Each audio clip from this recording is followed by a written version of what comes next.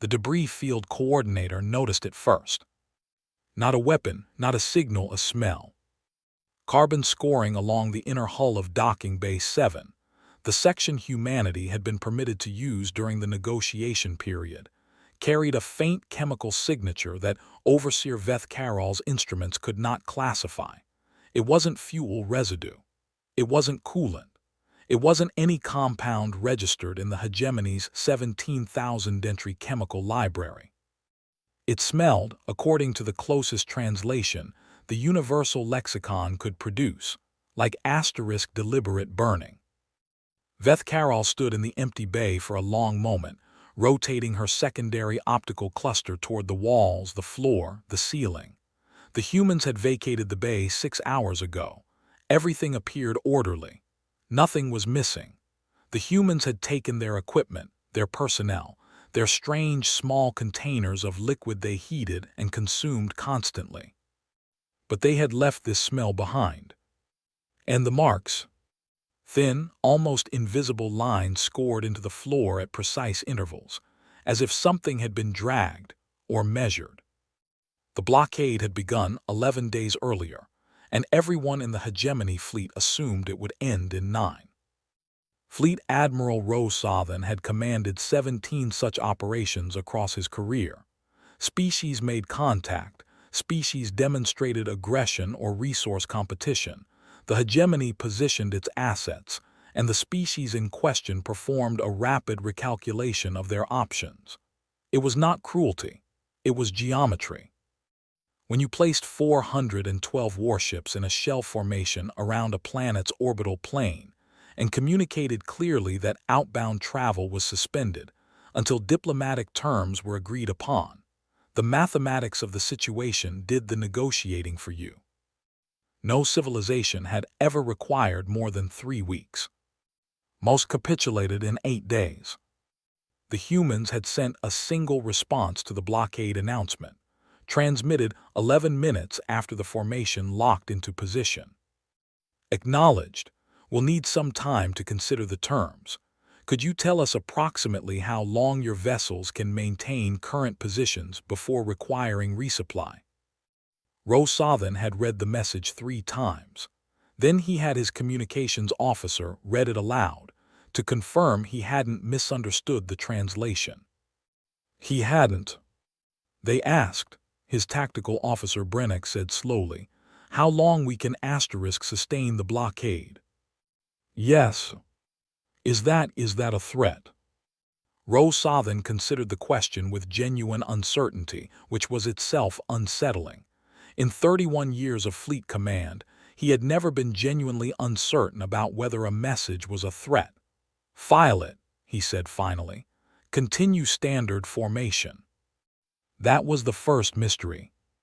The second arrived 4 hours later, in the form of a human shuttle requesting permission to dock at the neutral coordination vessel, the hegemony ship designated for diplomatic exchange, carrying what the humans described as their negotiating delegation.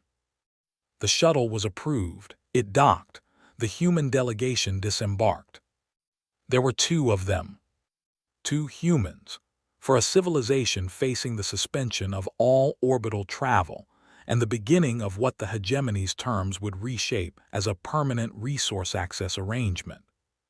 2 humans, one of whom was visibly young by every biological indicator the hegemony's medical scanners could detect, and one of whom arrived carrying what the translation system identified as a handwritten document, paper, physical paper, with marks made by a liquid pigment instrument, which she set on the negotiating table and did not open for the first 3 hours of discussions.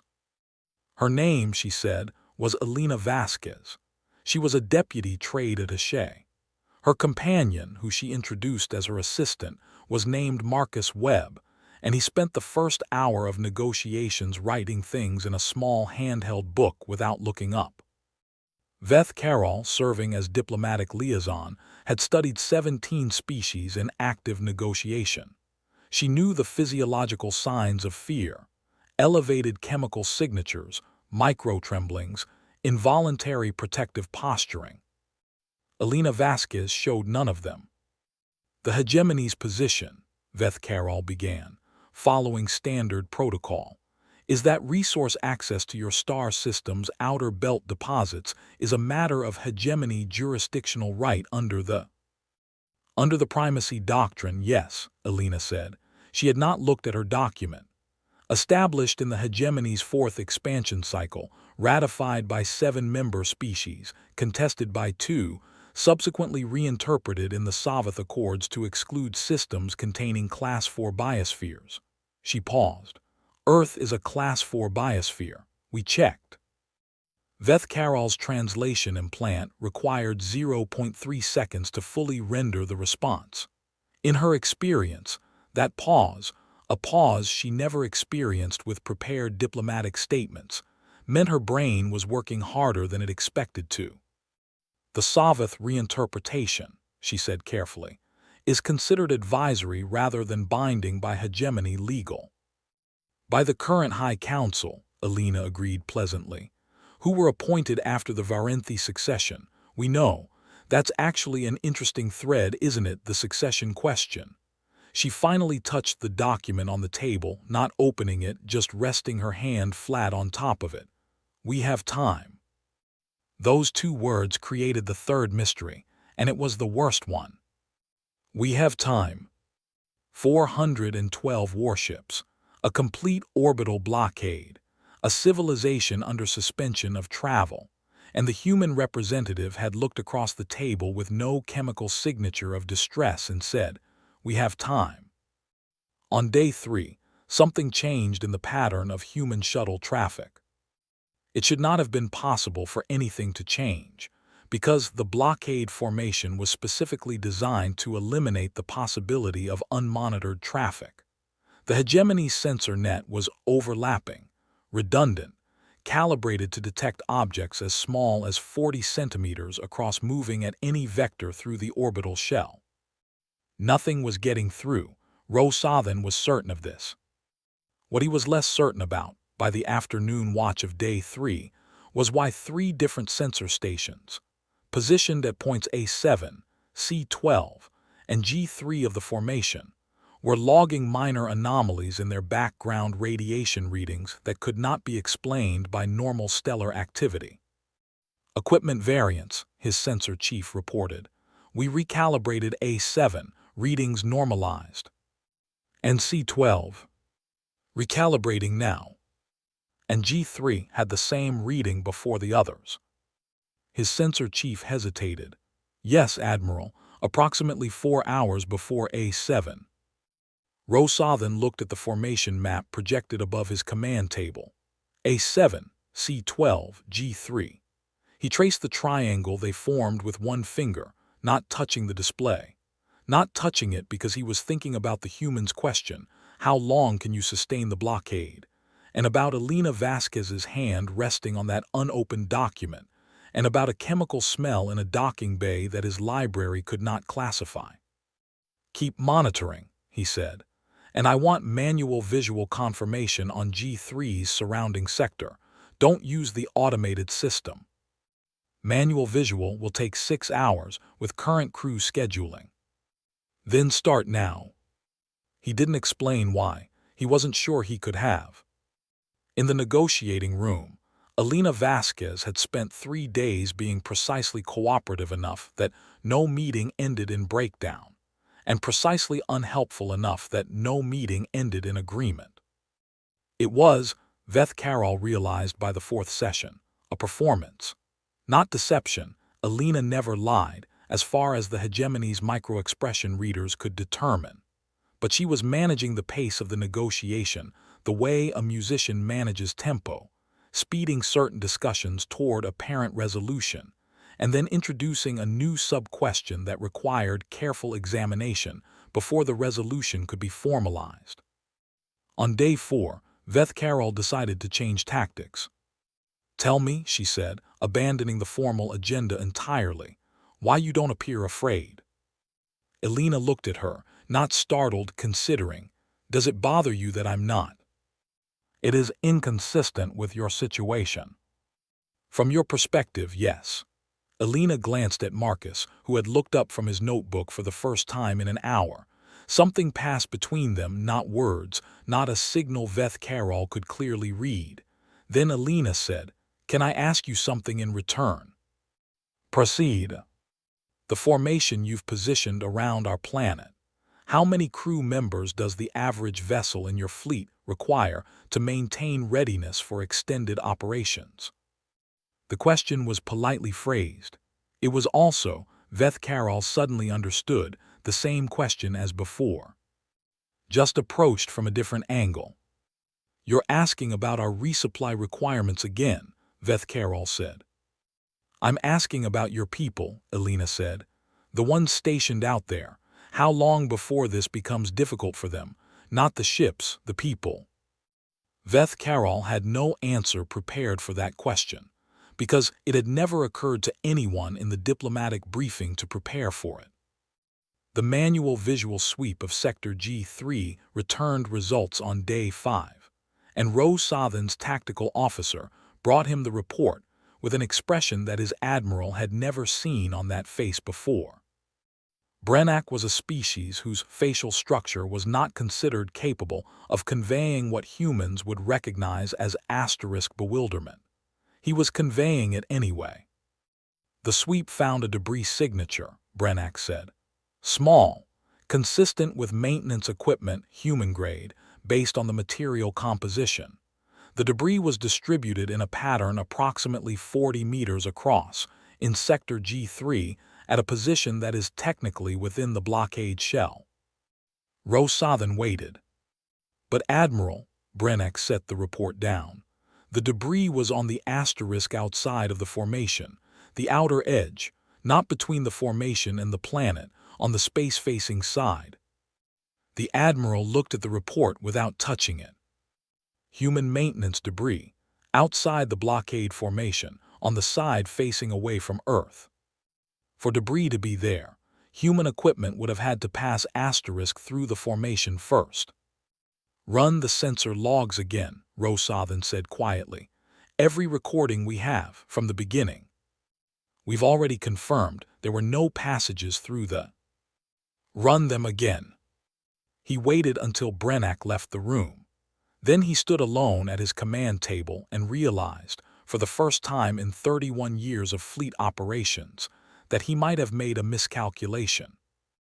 Not about weapons, not about technology, about something he couldn't yet name, some variable he hadn't known to include in the mathematics of the situation. The humans had not been negotiating under pressure. They had been negotiating while doing something else entirely. What they had actually been doing required another 2 days to piece together, and by the time Rosathan understood even the outline of it, the shape of his understanding had completely changed. Human vessels, small ones, automated, with the cross-section of exactly 43 centimeters, so they fell 1 centimeter below the hegemony sensor net's detection threshold, had begun deploying from Earth's surface on Day 1 of the blockade. Not through the blockade, not around it. Through the gaps between ships. The hegemony's formation was mathematically precise. It was also mathematically predictable. At any given moment, the sensor overlaps between adjacent vessels created coverage windows with a minimum reliable gap of 60 centimeters. A gap that existed because the designers of the formation doctrine had never imagined anyone would try to use a 60-centimeter window as a transit corridor, because no useful vessel could fit through it. They were right, no useful vessel could fit through it. What fit through it was not a vessel. It was 43 centimeters of hardware, instrumentation, and the part that took Rosathan the longest to accept human ingenuity multiplied across 11 days. Hundreds of deployments, thousands of individual packages, each one slipping between gaps in the sensor net like water finding paths through stone. When Brennak finally brought him the full reconstruction of the deployment pattern, Rosathan stared at it for a long time. The packages had not gone anywhere immediately dangerous. They had attached to the asterisk hulls of hegemony ships. Not as weapons. The analysis confirmed: no explosive components, no breaching capability, no apparent threat mechanism. Just attachment, small, passive, electromagnetically inert modules, positioned on the outer hull of every ship in the formation that fell within transit range of one of those 43-centimeter corridors. By day 7 of the 11-day blockade, 183 hegemony vessels had undetected human hardware attached to their exteriors. "What do they do?" Brennick asked. "We don't know yet." "Can we remove them?" "We'd have to acknowledge we found them." The silence that followed was the first moment in the crisis that Rose Sothen genuinely felt something approaching fear, not because of what the modules were, because of what their existence meant. The humans had answered his blockade with a blockade of their own, and they hadn't told him. They were still sitting in the negotiation room, asking polite questions about crew welfare, waiting. And they had been asterisk behind his ships for days. Veth Carroll returned to her quarters on day 8 and found Marcus Webb's notebook open on the table. She did not understand how it had gotten there. The room was secured, and Marcus had no cleared access. She stood very still looking at it and then approached. The notebook was open to a page of handwritten text in the human's own language, with a short addendum below it in the hegemony's trade script, neatly lettered, clearly intended to be found and read. "We thought you might want to know what the Savath Accords were actually negotiated to prevent. The full original text is documented here. Our team found it in your own archives. Page 4 is interesting." Below that a page reference, nothing else. Veth Carroll did not sleep that night. She spent it reading. On day 9, she requested an emergency session with Rose Sothen that had nothing to do with the blockade's formal diplomatic track. She told him about the notebook. She told him what was on page 4 of the original Savath Accords, a provision that had been quietly omitted from all current hegemony legal compilations, a provision that stated, in language so clear it required no interpretation, that any species demonstrating what the Accords termed active reciprocal positioning capability during a hegemony blockade event was automatically reclassified under a different category of diplomatic engagement, one that required full council review before any terms could be imposed. The humans had known about this provision. They had known the hegemony's legal community had forgotten it. They had spent 11 days demonstrating active reciprocal positioning capability, placing their hardware behind hegemony ships, specifically to trigger a legal reclassification that no one in the fleet had realized was available to them. Elena Vasquez had not been stalling. She had been asterisk qualifying. The unopened document on the negotiating table wasn't their position on the hegemony's terms. It was a legal filing. They were never trying to negotiate the blockade away, Veth Carroll said. She could hear something strange in her own voice, an emotion she recognized from her academic training, but rarely experienced personally. They were trying to change the legal category of the confrontation before a single term was agreed to. Rose Sothen looked at the formation display for a long moment, and the modules on our hulls. "Evidence," Veth Carroll said, "proof of the positioning capability, attached passively, no threat function, deniable as navigational aids if needed but present, documented, time-stamped." She paused. "They can prove they were behind every ship in the formation by day 7.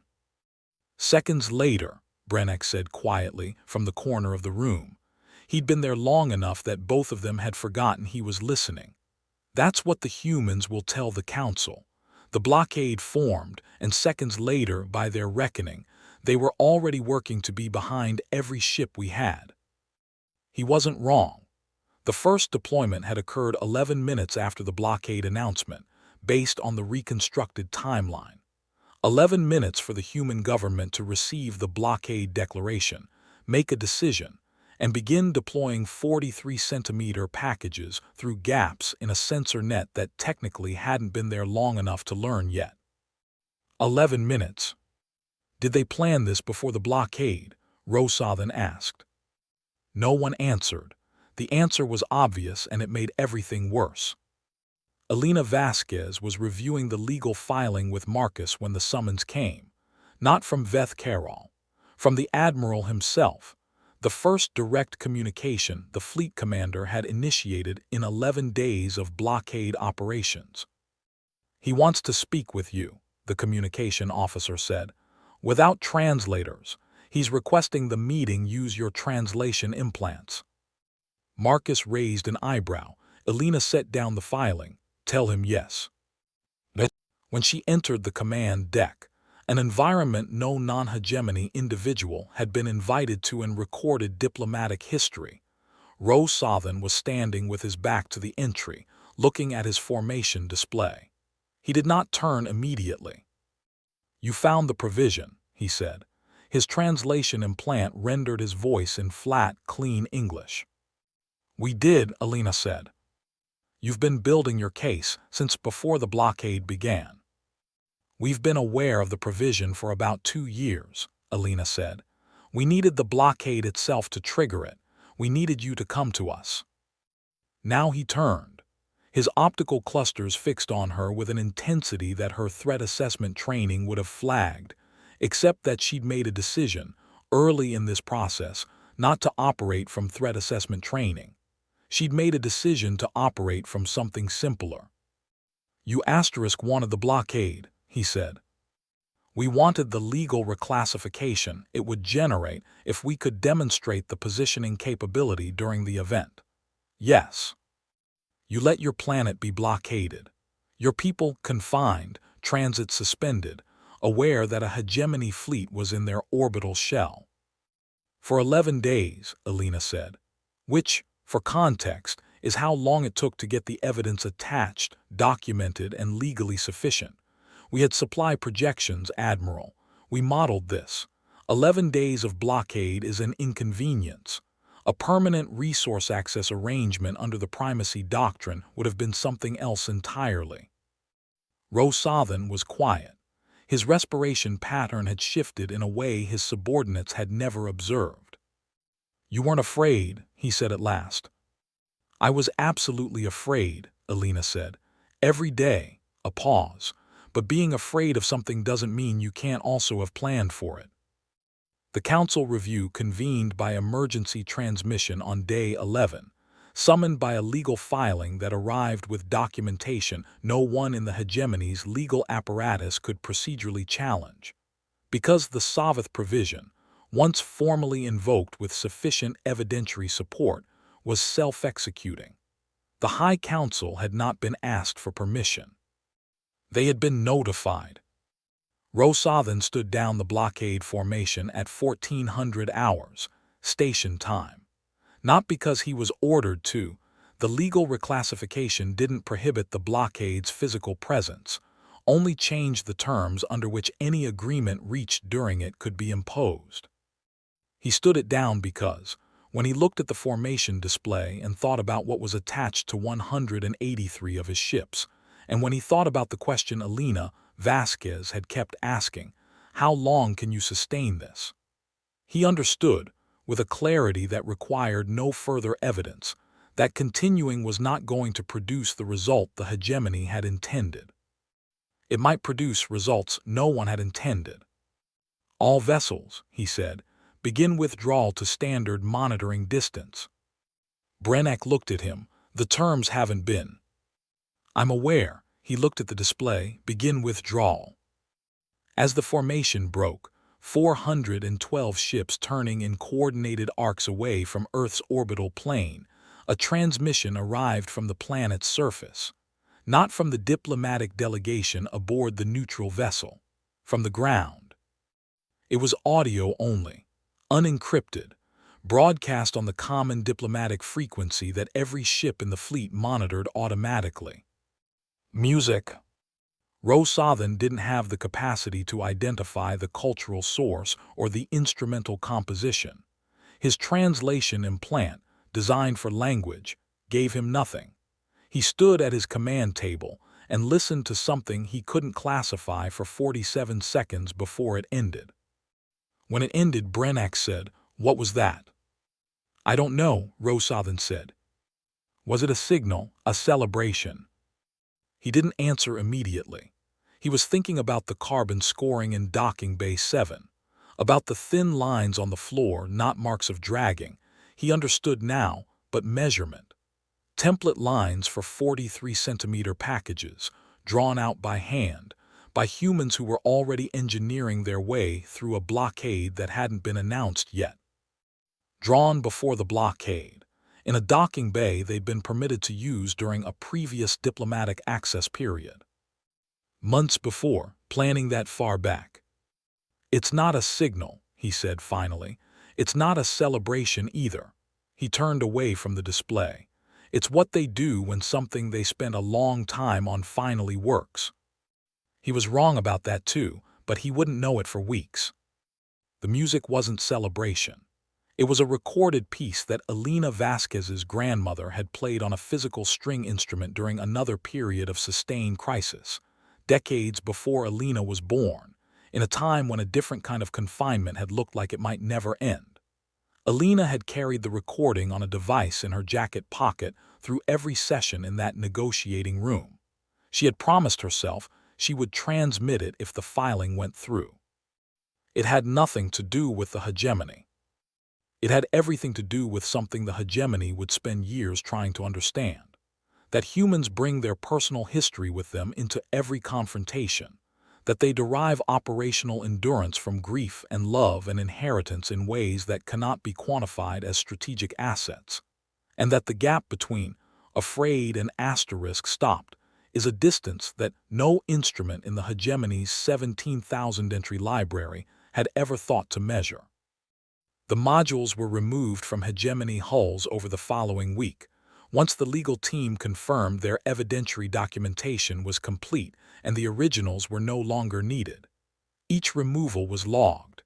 Each module was small, lightweight, and when finally fully analyzed, contained nothing more than a chronometer, a location beacon, and a passive hull contact sensor. Proof of presence, nothing more. One of the hegemony's junior engineering staff, assigned to analyze the last batch of removed modules, filed an informal technical report that circulated further than its author had intended. In it, she noted that the modules had been designed with a fail-safe.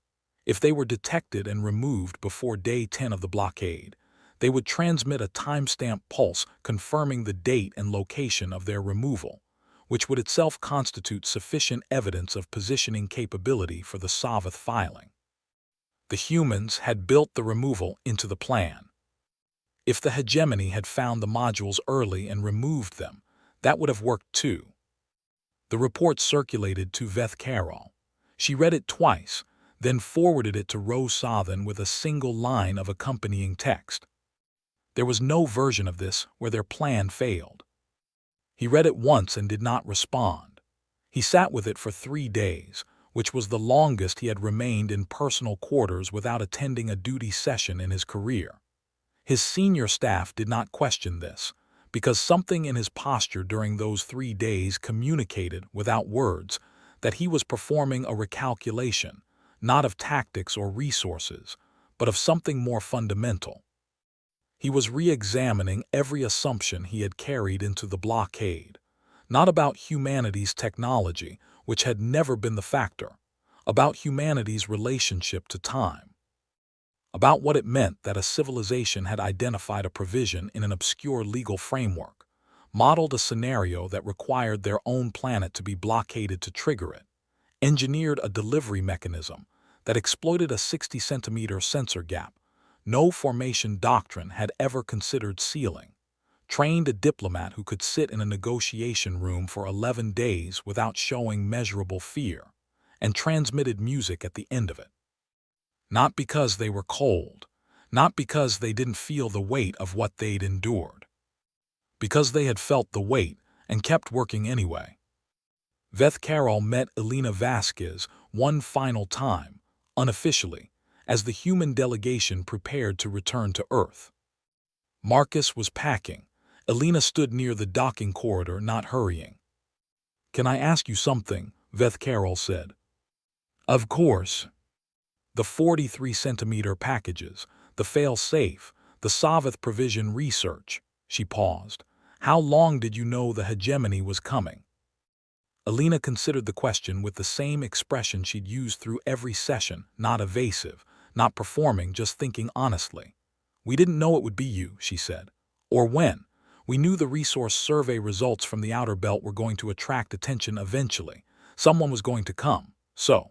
She lifted one shoulder in a small gesture that Veth Carol's cultural library identified as a human shrug, casual, understated. We got ready.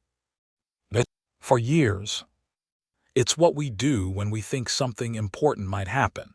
A brief pause.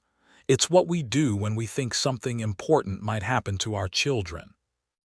Veth Carol stood in the corridor for a moment after Alina had gone through. She had been trained in the behavioral science of 16 species. She had modeled fear responses, aggression thresholds, submission triggers, pride vulnerabilities, negotiation pressure points across 2 decades of work. She had never modeled for years of quiet preparation, motivated by inherited responsibility to future generations. She wasn't sure it was possible to model for. She wasn't sure it was possible to prepare against. She filed a report for the diplomatic corps that took her 4 attempts to complete, because the framing she'd been trained to use, threat assessment, capability estimation, vulnerability mapping, kept failing to capture what she was actually trying to say. The final version ran 40 pages longer than standard, and its executive summary was 3 sentences. Humanity is not primarily motivated by the avoidance of loss. They are motivated by the continuity of what they love. These are different dynamics, and we have no operational doctrine for the second one. The High Council read it. Debate lasted 6 months. The primacy doctrine's application to Class 4 biosphere systems was formally suspended pending review, and the full text of the Savath Accords, complete, unabridged, including the provision that had been quietly omitted from legal compilations for 200 years, was restored to all official databases. An inquiry into who had authorized that omission, and when found inconclusive results, and was closed after 8 months. Rosathan retired from active fleet service the following year. His farewell address to his command staff was brief. He did not mention the blockade by name, but his final words were remembered for a long time by everyone who heard them. There is an error, he said, that I will not pass to those who come after me because it is an error that costs too much to make twice. The error is this: to look at a civilization, measure what they have, and believe you have measured what they are. He was quiet for a moment. What they have is never the relevant number. It is never the thing you should have counted. No one asked what the relevant number was. Most of them, by then, already understood. In a secondary archive building at the hegemony's diplomatic headquarters, a junior records officer cataloging old documents found, 18 months after the blockade, a handwritten index card tucked into the original physical copy of the Savath Accords. The card was not hegemony writing. It was human script, in a hand different from Alina Vasquez's, with a date that predated the blockade by 4 years. It said, found this, thought it might matter, M.W. asterisk. Marcus Webb had been here first, had been in this archive in this building 4 years before the blockade, had found the provision, had left a note in the book like a landmark, casual as a person marking a trail they expected to return to. The records officer filed a report. The report reached Veth Carol's desk. She read it, and then she sat very still for a long time. 4 years. 4 years before the first hegemony survey ship had entered this star system with resource data that would trigger diplomatic maneuvering that would lead to a blockade declaration. A young human man had been sitting in a hegemony archive on a cultural exchange program, reading 200-year-old legal documents, and had paused over a single provision and thought, this might matter someday. And had left a note, not a digital record, A physical card tucked into physical pages in an archive that would still hold it 4 years later. As if he'd known someone was coming back to check. Veth Carroll added a single page to her diplomatic corps report. It was not analysis. It was not a recommendation. It was a question that she believed the hegemony needed to sit with for a long time before anyone tried to answer it. How many other archives have they visited? How many other provisions have they found? How many other trails did they mark before we knew we were going to walk them? She did not include a conclusion. She wasn't certain there was one. The last thing that entered the official record of the blockade came from a decommissioned sensor relay at formation point G3, the first station to log an anomalous reading on day 3. When technicians finally pulled the relay's complete log for the inquiry, they found something that should have been caught earlier but had been overlooked in the flood of subsequent data. The first anomalous reading had not occurred on day 3. It had occurred on day 1. 44 minutes after the blockade formation locked into position. 44 minutes. The first human package had been in transit through the sensor net before most of the fleet's crew had even finished their post-formation systems checks. Rosathan had asked his formation to lock into position. The mathematics of the situation, he had believed, would do the rest. The mathematics had, just not the ones he'd calculated. Because on the other side of the orbital shell, 44 minutes after a civilization learned it was surrounded, someone had looked at the gap measurements, looked at the sensor specifications, looked at the packages already built and waiting, and had not asked whether this was going to work. Had only asked which gap to go through first. The sensor log was time-stamped, verified, unambiguous. It was entered into the inquiry record without comment, because no comment the inquiry committee could write seemed sufficient. The blockade had lasted 11 days. Humanity had been behind every ship in the formation by day 7. But they had started trying to be there on day 1. That was the part that stayed. That was the part that circulated through hegemony fleet academies for a generation, attached to no formal curriculum, passed from officer to officer the way things are passed when institutions don't know what category to put them in. Not as a lesson in tactics, not as a case study in legal strategy. As a reminder that there is a question every fleet commander must ask before positioning forces around a world, not can they stop us, but something older and harder and more dangerous. Have they already started? And somewhere in the logs that no one pulled for months, buried beneath 11 days of sensor sweeps and formation telemetry and diplomatic transmission records, the 44-minute timestamp sat in the dark of a decommissioned relay, quiet and patient as the civilization that had generated it. Waiting the way they always waited, not for rescue, not for permission, not for the odds to improve.